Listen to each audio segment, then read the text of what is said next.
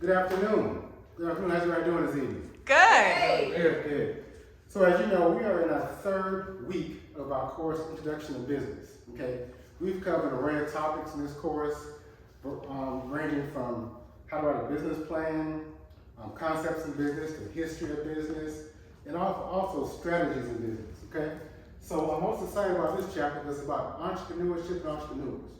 And the reason why is because in the last 2 years, it's been a great uptick in people starting their own business. Okay, so we're going to jump right into it today. We have a short amount of time. We're going to jump right into our lesson plan today. Okay, so we just have to have an idea what entrepreneurship is, entrepreneurs means, right?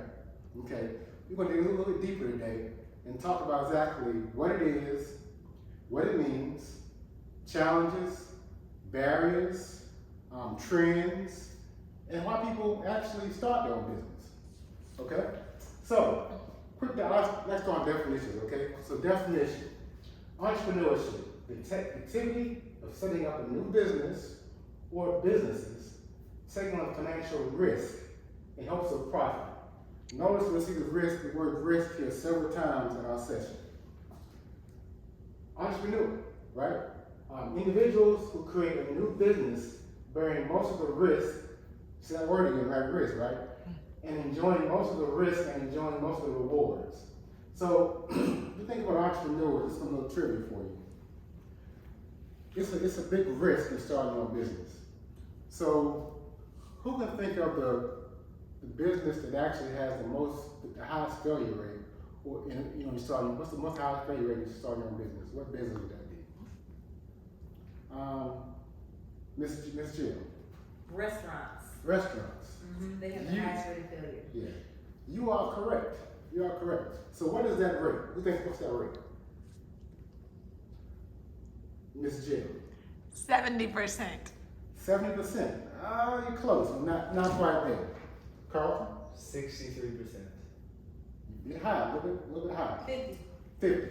No, not actually. Y'all are close. Y'all in the ballpark, but it's not actually that percentage.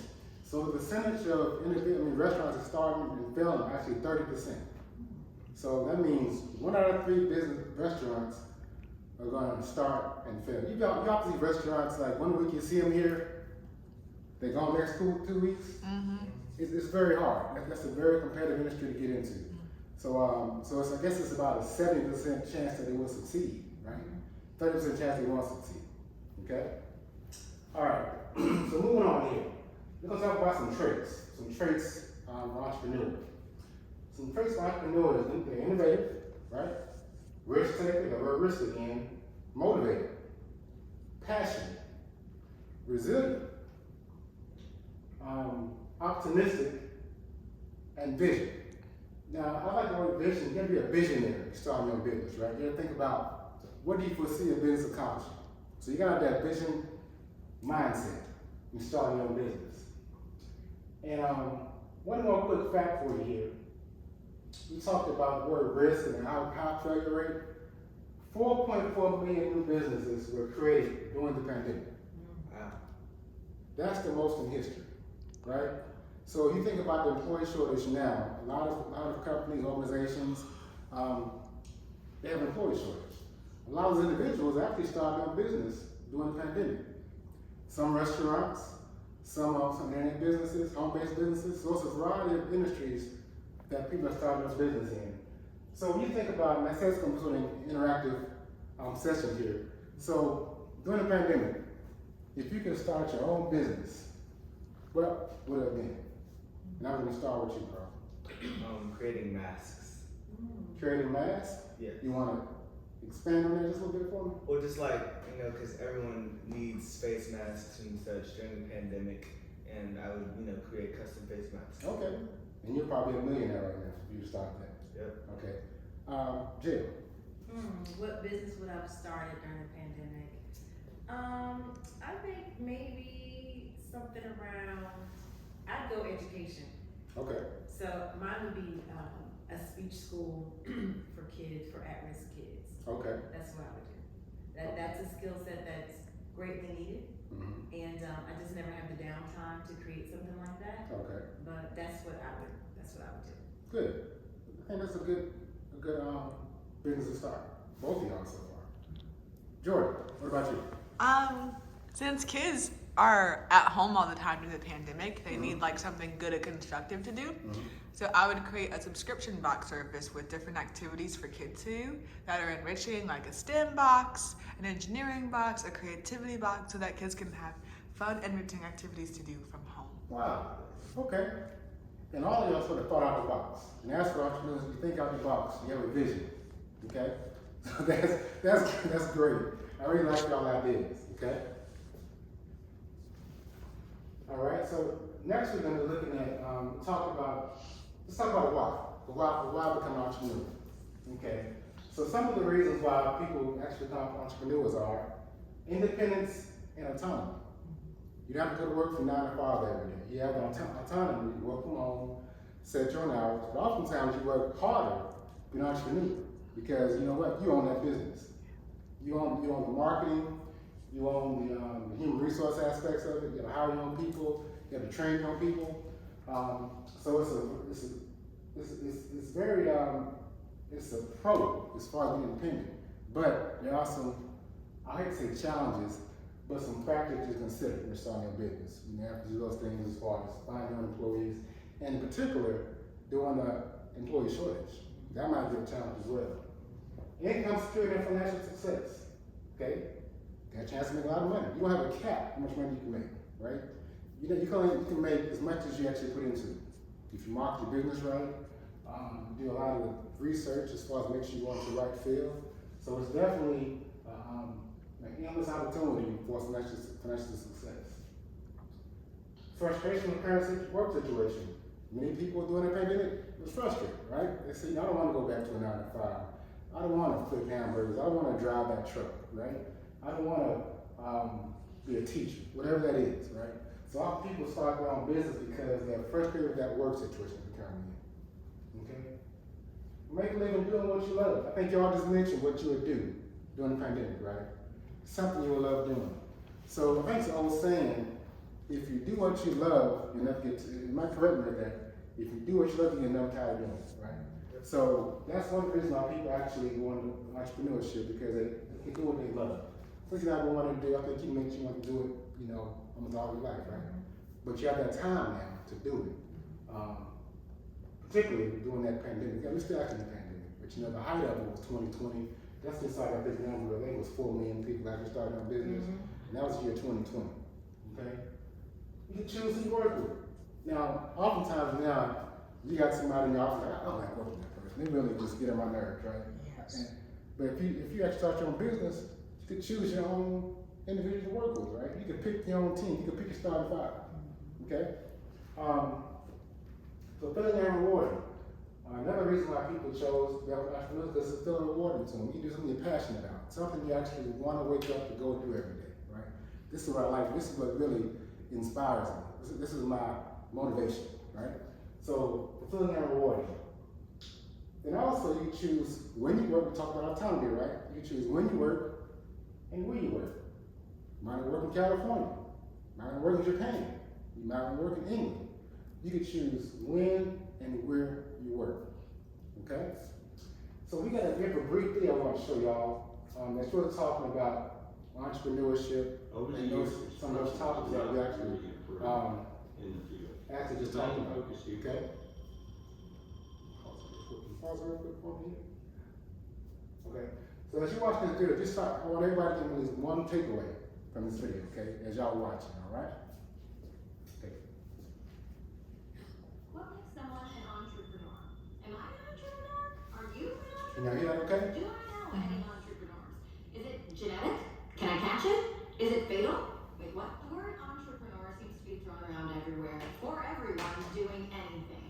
It's used to describe celebrities and business tycoons like Beyonce, Elon Musk, Marie Kondo, and Jessica Alba. But your brother who keeps bringing up his idea for coffee-flavored toothpaste might make the list too. Entrepreneurs pop up in all types of industries and can have widely different backgrounds. Some build personal brands, while others work tirelessly on a physical product that they believe in. Really, anyone can be an entrepreneur, given an idea and the right tools to develop it into a functional business. Together, business acumen and learn the importance of grit, determination, and a fair bit of luck. I'm Anna Akana, and this is Crash Course Business Entrepreneurship.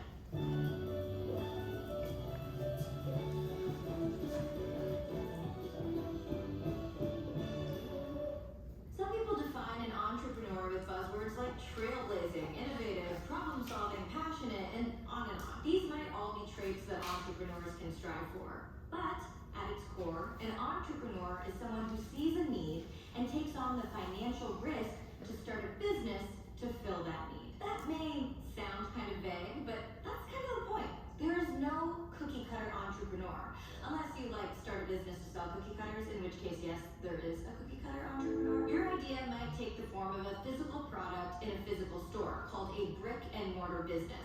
In Montana, Charlie and Barbie Beaton of Big Dipper Ice Cream took their passion for locally made ice cream from one shop in downtown Missoula to appearing on Good Morning America. Dang. Or instead of a tangible product, your venture might be a national empowerment network. Girl Boss New Zealand was founded by 20-year-old Alexia Hilbertidou after she was the only woman in her upper-level physics class. Her goal is encouraging high school-age women to pursue STEM and leadership careers. Or you might set your sights on an international online media empire, like Ariana Huffington, the founder and namesake of HuffPost. She founded her site with partners as a friendly alternative to news aggregators, and she eventually sold it to AOL in 2015 for $315 million US. Get it, Ari? It's clear that entrepreneurs come in all flavors. I mean, according to the Global Entrepreneurship Monitor, over 100 million businesses are launched each year. That is 11,000 per hour, or 3 new businesses per second.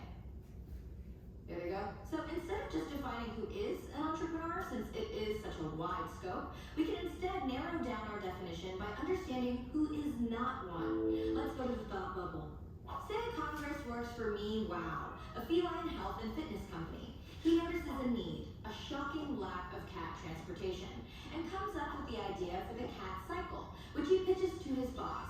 Wow immediately sends the cat cycle into production because it's a genius idea, obvi, and it flies off the shelves. Even though Congress is using an entrepreneurial mindset, by our definition, he isn't an entrepreneur yet. The company, Wow, actually took the financial risk to develop, produce, and sell the cat cycle. Meanwhile, Beetle sees the same need for cat transportation and sketches out the cat board in his personal idea notebook after work. He's gained valuable experience working for Wow and develops the cat board in the evenings and on weekends before striking out on his own. Using his personal savings, Beetle commissions a prototype that he shops around to local stores. A few are interested and he sets up contracts with them. As his sales begin to grow, Beetle creates new designs, but he doesn't pay attention to what his customers like or dislike about the cat board. Because he failed to make valuable improvements to the cat board for his customers, sales plummet. It's a tough decision, but Beetle cuts his losses and sells his cat board designs to Wow, which revamps his idea as the dog board. Beetle is an entrepreneur because he saw a need and took the financial risk to fill it. It didn't go so well because he didn't incorporate customer feedback. But now he knows where he went wrong and won't make the same mistake in his next entrepreneurial endeavor. Thanks, Thought Bubble. For a while, the classic story of an entrepreneur was someone who created one business that became a long-term project, like opening a new restaurant or founding a tech startup to make flashy phone games. But that is not the whole picture anymore. There has been a shift in the global job market that has opened the door for entrepreneurship to become more mainstream. Specifically, I'm talking about the rise of the gig economy. Contract work, called gigging, is becoming more popular and taking up more of the labor market. And I don't just mean gigs like musicians and comedians hopping between open mic nights. Instead of a long-term relationship where employees are paid salaries by the hour or year, businesses are temporarily hiring people for specific projects. This shift has made it financially easier for entrepreneurs to find people to get their businesses going without committing long-term to paying employees. And it's allowed early-stage entrepreneurs to find flexible work to support themselves as they develop their product or service. This doesn't mean everyone in the gig economy is an entrepreneur.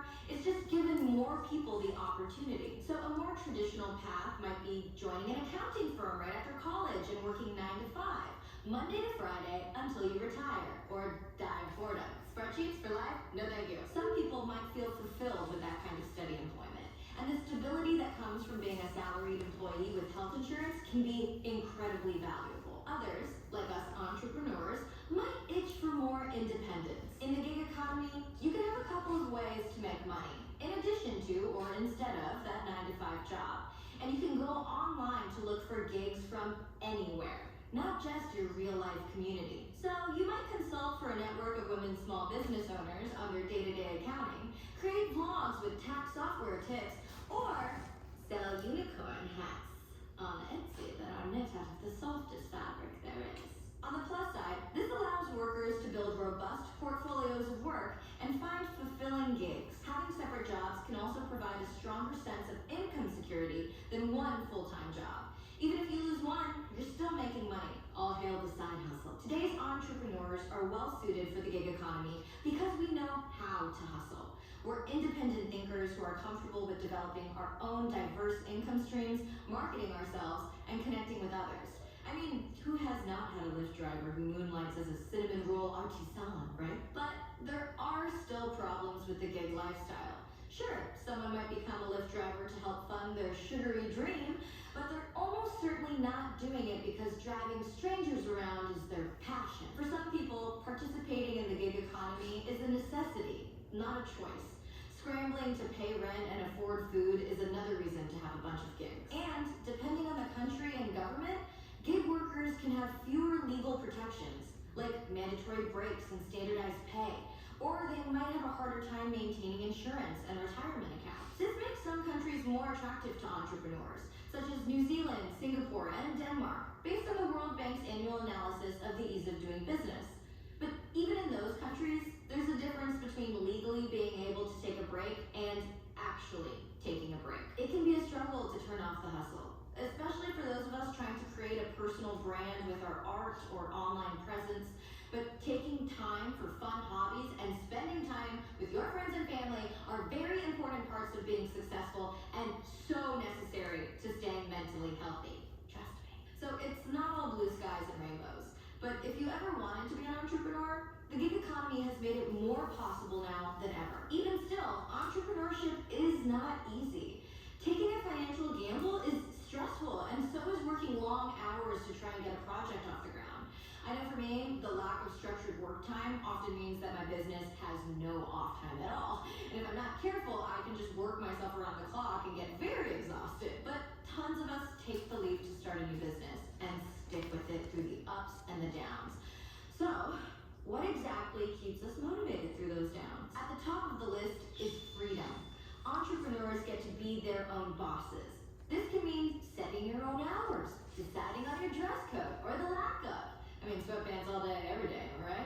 I mean, maybe you want to work from bed or while you travel, writing emails by the pool. And for traditionally underrepresented groups in business, like women, people of color, or the LGBTQ+ community, ding, ding, ding, I'm all those things, it can mean defining your own destiny. You can create an inclusive company culture and work environment, rather than feeling stuck in an uncomfortable or even possibly illegal situation with a boss or coworker. If someone keeps talking over you and dismissively says women can't be funny, you don't need to hire them for your writer's room or film set. Or if a coworker from a previous job got fired for having a natural hairstyle, you can create a bit. Okay, so that video actually captures a lot of stuff we talked about earlier in class, didn't it? Okay, so we talked about a gig economy. What's a gig economy? Who tell me what a gig economy is? Anybody? Okay, all right, Joy. It's like when people are good at like niche things and like for example, like if someone's good at like accounting, they can do accounting for like small businesses or like on Etsy, like if you're good at making hats and stuff, you can sell them like that. Okay, any other hands went up over here? Another hand up. Carl? People, like, kind of like you said, they have certain skills and they rely on different gigs, different companies to make money. Okay. And Jill? And sometimes it's a short-term assignment. Like maybe you become a Lyft driver for a short time because you need to make a certain amount of money. Okay. or maybe, like she said, you are a consultant for a company to make a certain amount of money. So it's not a long-term employment opportunity, but something short-term, and you may have more than one happening at the same time. Good. You're all right. And actually, about the word gig, sometimes gig is a short word for a job. You know, what's your gig? Like, what you like doing? I'll tell y'all a story about a friend of mine who actually, I think they talked about finding something that, finding a niche, something that's not being done, right? So he actually started his own business putting up Christmas lights, right, in high-end neighborhoods. So he would go around high neighborhoods, have those big tall homes and mansions, and put up Christmas lights, put them up and taking them down. And this is probably thinking about maybe a 2-month period, maybe December and January, right? He made 6 figures. Think about it. 6 figures in 2 months, taking on Christmas lights. Because what did he do? He found something that people have the time to do, right? You found that niche where people have time to do and capitalize on it. So you think about being an entrepreneur, think about, what can I do? You think about mobile car washing, that's a big business, right? What can I do that people have time to do, right? And that really could turn into a gig, and then maybe a full-time entrepreneurship, right? Okay, so we're gonna pause that video. I'm gonna cover it. We're gonna pause that video for right now. We're gonna pause it, and do we have some homework? Anybody know about homework we have to do? Yeah, Yes. I think we did. You have some homework? I think we had a little bit of homework. Okay. So, actually, what was the homework? Who tell me the homework was? To look at the quotes. Look at the quotes. Okay. We can stop that video right now. Okay, give me 1 second here. All right. So, do y'all have those quotes on your phone? Yes. Okay. We can turn that off. Okay. So the assignment was to. There we go. So our assignment was to. We had some quotes around leadership and quotes around change, because both of those are traits that you remember that you want that an entrepreneur needs. He needs to have some leadership skills as far as change. So we're gonna go that real quick here as a group, and I'll read the quote. And I want y'all to, you know, of course, I want y'all to think about that quote, right? What does that quote mean to you? And then second, how do I apply that to entrepreneurship? As I go through them, you just raise your hand if you want to chime in. It's not really, I'm not gonna call on you, but I will if you don't raise your hand, right? All right? So, we're gonna start in the leadership category, right? You get the best effort from others by not lighting a fire beneath them, but by building a fire within. What does that mean? To me, it means that when you light a fire like within someone, like that's like an internal drive and an internal passion that can't be extinguished easily. But if you like lit a fire beneath somebody, like it's gonna get them fired up for a little bit, but there's nothing internally to keep it going. Okay. Go ahead, Carlton. I think it meant that, so when you light a fire beneath someone, that expression means, you know, to yell at them or to use some form of motivation, or have a punishment if they don't do something, or something aggressive. Whereas, like, a fire within is giving them a reason to do something so that they feel motivated by themselves and they have the drive to complete the goal rather than having to complete the goal. Okay. So you sort of motivating that person. Yes. Right? Okay, Jerry. I agree with both of them as far as to light the fire is something that external. But building it within and relating it to entrepreneurship, right now I'm gonna talk about a customer specifically. If I'm an entrepreneur and I am building a fire within, I am creating a product or a pitch about the product that is internally connecting with that customer, where they get excited, they're passionate, and they're compelled to purchase my product or my service because my pitch has ignited something within them. Great. And the second part is to relate to entrepreneurship, and thanks for doing that for me. Okay. The next one here. This is also in the category of leadership. People tend to resist which is forced upon them. People tend to support that which they help create. Read that again for y'all? Yes. Read it again? Okay. People tend to resist, which is forced upon them. People tend to support that which they help create. Think about that for a second. Let me know who's at the stab at. Okay. Joe? I think that like when you're first starting in business, like people that are there like to help create it and like on the ground level have like a better passion understanding for it and want to like help create it and keep it going. But sometimes it's harder when like an idea or business is forced on you. Mm-hmm. You don't have that much motivation to like keep it going. So I think when you're like on the ground floor, like creating it and founding it, it means so much more. Okay, so you own that more, right? So when you create it, again, going back to that passion, that desire, you have more investment, right? Yeah. Is that correct? How's it related to entrepreneurship? Did you say how that's entrepreneurship? Yeah, like if you're like first starting a company Mhm. and like you needed team members to do it, like those like founding team members or first team members are gonna have a much more like a bigger passion for it, Okay. and a bigger investment in it because like they're starting and creating it with them. Great. I like that. Carl? So I think that there can be a problem. Like, so say you've already created your own company and you're farther down the line, you have employees that are well removed from the beginning of the company. They're not going to have the same motivation as the founding members. So what you can do to combat that, I think, is like build sort of a team atmosphere and kind of how high schoolers have school spirit. Okay. You can give them spirit in their company to the point where they feel motivated to help the team. Yeah. So they have that motivation within themselves. Okay, so you sort of maybe like creating a culture too Yeah. within that company.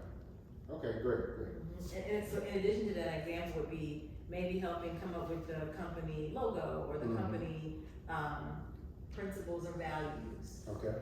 or the company's new tagline for a new product. Just giving them an opportunity to buy in or weigh in will create the ownership that you talked about. Great. Okay, I like that. That was a smart group. I like that. Thank you. All right. Now we're going to shift to, I guess, the category of change, right? So, it was again, change is something that's inevitable, right? In particular entrepreneurship, you have to be able to pivot and change based on market needs, right? So, first quote: "It is not the strongest of the species that survive, nor the most intelligent, but the one most responsive to change." I'll read that again for you. "It is not the strongest of species that survive, nor the most intelligent, but the one most responsive to change." Think about that for a second. Let me know you're ready. Ready? Jill? Yeah, I think this is definitely important for businesses in general, but especially entrepreneurs, because even though you have a good idea, you have to be willing to adjust and change with the climate, Okay. right? So if you have a business, a brick and mortar business, for example, and when COVID hit, if you're still gonna have a brick and mortar business only, your doors more than likely were shut. You were shut down by the economy or by the climate. However, if you shifted and you took your business online or curbside, that's adjusting, that's changing. Mhm. You had the opportunity to stay in business. Okay. Great. And when I think about adapting and about brick and mortar, I think about you remember the Blockbuster video? Yeah. Right? So at one point, it might predate you all, but when I was your age, a college student, Blockbuster was the place to go, right? But they didn't adapt. They didn't adapt to streaming video, right? Netflix came on the scene, HBO Max, other type streaming organizations, right? So keyword you have to be to adapt. So some companies adapted. Blockbuster was out of business. They didn't adapt. Okay. I think also like in life, like the only constant thing is change. And as we've seen throughout like the pandemic, if the companies that weren't able to adapt or weren't able to change, like didn't make it.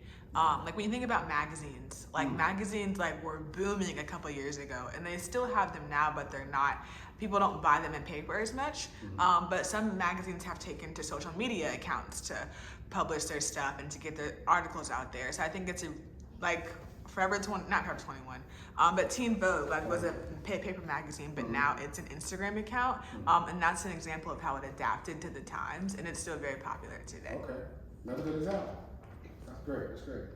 You have something, Carl? Yes. So, I just wanted to kind of piggyback on theirs and just give another example of a company that adapted well. So if you take Red Robin, for example, like almost as soon as because we have one near our house, so I visit there a lot. Almost as soon as the pandemic hit, they had a lot of options. They had, curbside, takeout, and pick up. So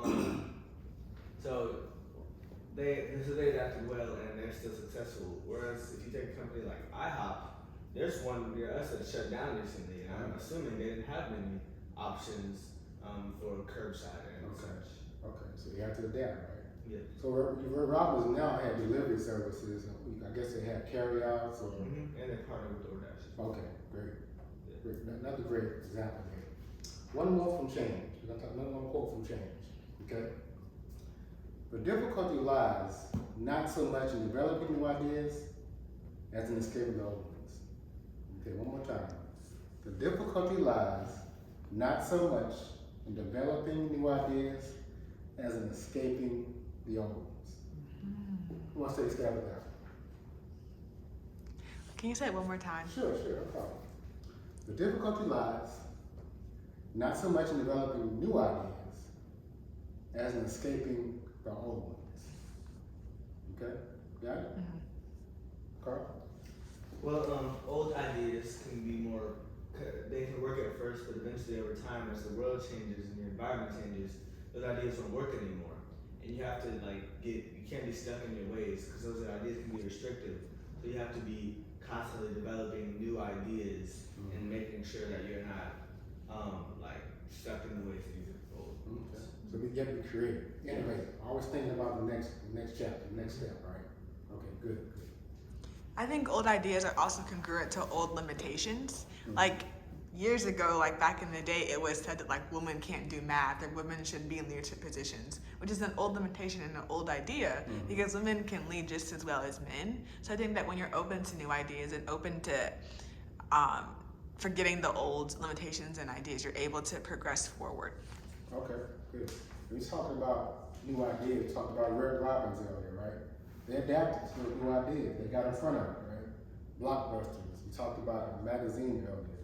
That's you're thinking out the box, getting in front of, you have to be able to adapt. So if you're down to adapt, you'll just go away with old ideas, right? All right, great. That was some great feedback there. And I know y'all need your homework either. But that was great. The next assignment we're going to have, we have, I guess, about 51 minutes in class, 51 minutes. Sure. We're going to have a group activity, okay? So we're going to have 3 students today. So y'all going to combine together as one group, okay? So let me give you all your assignments here. Give me 1 second. What if you don't like your group? Well, talk to me. Just talk to me Okay. after class. we'll address that, okay? Okay. All right. So, so far we talked about a number of things as far as entrepreneurship. Creativity, why be an entrepreneur. We haven't focused out on challenges and barriers yet. Okay. So as a group, we give y'all about 10 minutes or so. As a group, I want y'all to get together and give me 10 challenges and barriers to start your own business. Okay? So y'all can gather together and work with the group. Anybody need some paper to write on? Anything to write on? We got paper. Yeah, paper? Okay, so take about 10 minutes. And one person to report out on those top 10 challenges and barriers, okay? Actually, kind of got some paper. Sure.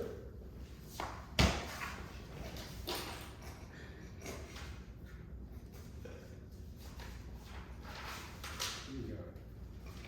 Y'all work together now, okay? Okay. All right.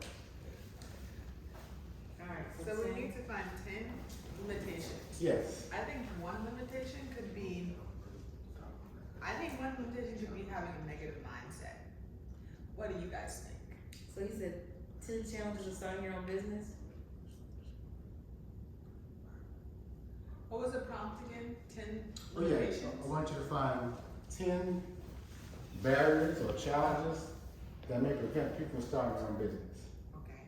Okay? What do you guys think of one being negative thinking? And talk loud, talk through it. I like that. Okay, yeah. So I think negative thinking is a really good one because as there's a saying, Listening. there's a saying that you are your own greatest enemy. Yeah, like a limited mindset. Yes. So put yourself. You are your biggest enemy. So we're gonna put limited mindset. I think that encompasses all of what we're saying. Okay. Okay. All right. Awesome. What do you think, CJ? For number 2. Mm-hmm. Me personally, I think it should be the economy. You know, the economic climate, because it's not as stable and consistent as we'd like it to be. You know, things like pandemics happen, Yeah. or just crashes. So it's difficult to start businesses and when times keep changing. So economic inconsistencies Yes. are financial inconsistencies. Lack of financing, I think is one. A lot of entrepreneurs, you need money to start a business. So if you need a building, you would need money to, secure a location, or you need money to buy inventory, or you need money to market. So lack of financing is a huge one for entrepreneurs. I think also like a lack of what was I gonna say? Like sustainability. Yes. I think oftentimes people get really excited to start companies and ideas and organizations, but they don't think about how to sustain it. Like what's like the long-term plan? That's a big one. Yeah. I think another one could be competitors. Sometimes maybe you can start and then another company just starts and blows up instantly, becomes a new big thing, and then you're struggling to stay afloat. Like, is the market oversaturated? Great question. Yeah, that could be even number 6, market oversaturation. Yeah. Okay. What do you think about? That's a good one. So should number 7. Okay, we're on 7. I think lack of I'm gonna say sales strategy, and maybe that already is what we talked about. But a lot of times, just because I can make cupcakes doesn't mean I can have a cupcake business, right? So I get a shop, I start selling cupcakes, but I don't have a sales strategy. I don't have a plan. I don't know how to go out and get customers or commercial accounts. So a lack of sales strategy is kind of what I said. The other challenge is staffing. This is either hiring employees, managing employees, knowing how to pay employees, or not being able to have employees. Because when you start out, you can't really afford employees, but you might need employees. But that, I think, the whole people part is another part of barriers. That's good. I think another one could be practicality. Like if your product, you might have not thought the product through, and if people can't actually use it and it's not as necessary as you think it is, then you're not going to make any money. Yeah, I agree. Like I think if you're gonna make like a niche product, make sure you do research on it so that other people know. I mean, starting a business is very hard, especially if you've never done it before. So I think another challenge is lack of knowledge and resources, or maybe lack of knowledge. 90% of people who start a business, especially people in our community, they haven't had a lot of exposure to starting a business. So it's like the cupcake example. So I go out and I rent a place on the corner and I start selling cupcakes. And then my business falls in the first year. I don't make any money because no one taught me how to manage my inventory. Like how many cupcakes should I sell to make a profit? How much batter and eggs do I buy? Like where are the best places to buy the ovens that I need for my cupcakes? Like all those things. And I did well in my kitchen.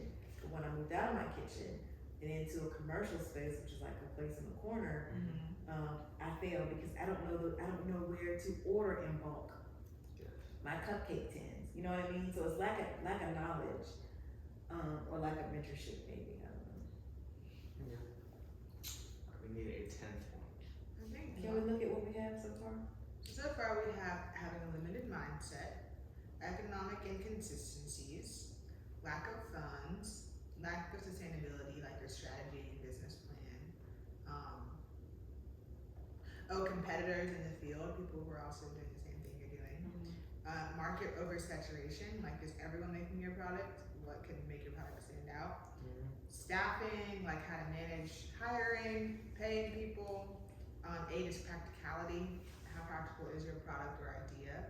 And then 9 is lack of knowledge, like of how to manage inventory, funds when you move into a commercial space.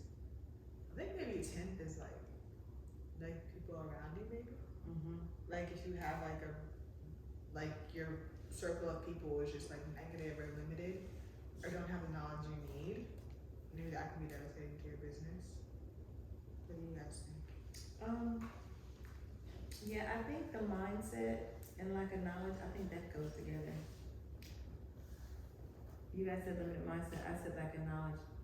I think they're both kind of the same thing. Okay, so we need 2 more then. What do you think about confidence? Yeah, I think confidence is a good one. If you're not confident in your product or your idea, then how can you get anybody else to try to support it? I think confidence is good. Did we talk about marketing though? No, we didn't. Yeah, you need to have a good marketing behind it. So lack of marketing. Yeah. Lack of marketing and yeah.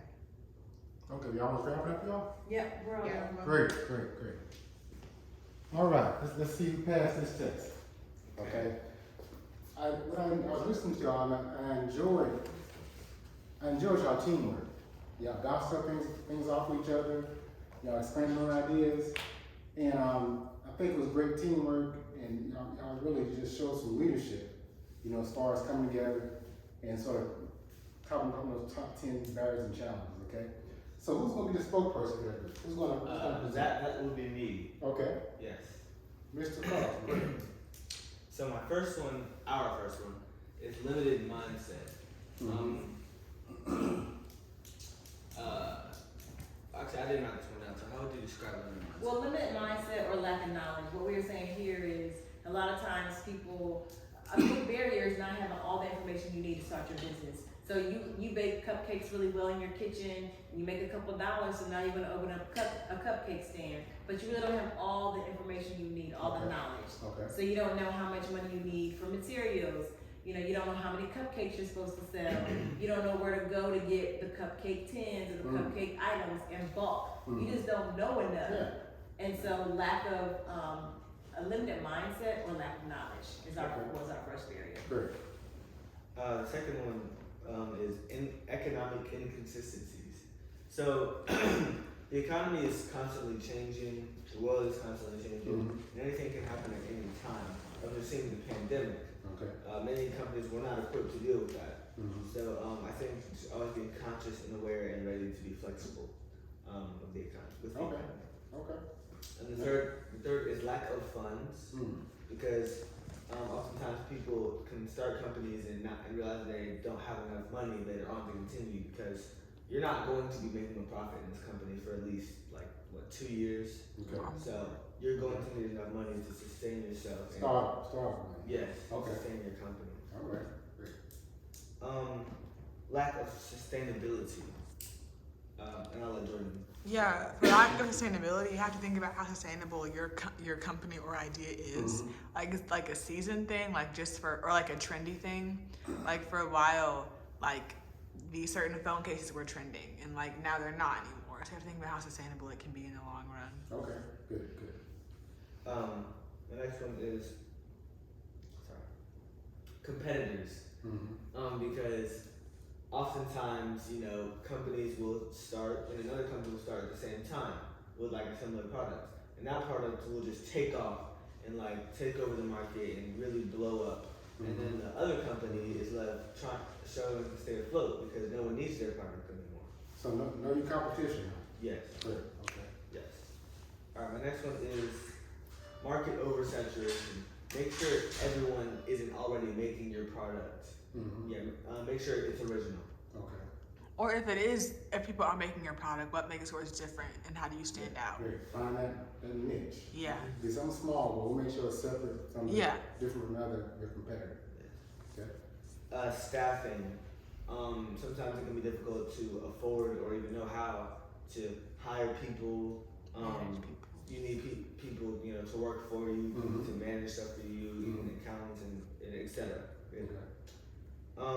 Practicality.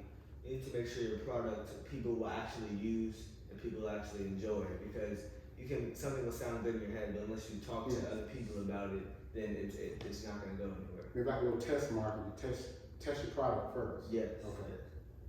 My next one is lack of knowledge. Never mind. Sorry. My next one is confidence, because if you're not confident in your ability to accomplish your dreams and like keep pushing, then eventually you'll fail. Because in anything in life, if you don't have confidence, you're not going to succeed. Okay. And my last one is marketing. You have to be able to advertise, make sure people know about your product. Okay. Because no one can buy it if no one knows what it is. Good. And those are my 10. Good. Our 10. And I am very impressed. I'm very impressed with y'all. Thank you. And everyone that you all mentioned is actually one of the barriers.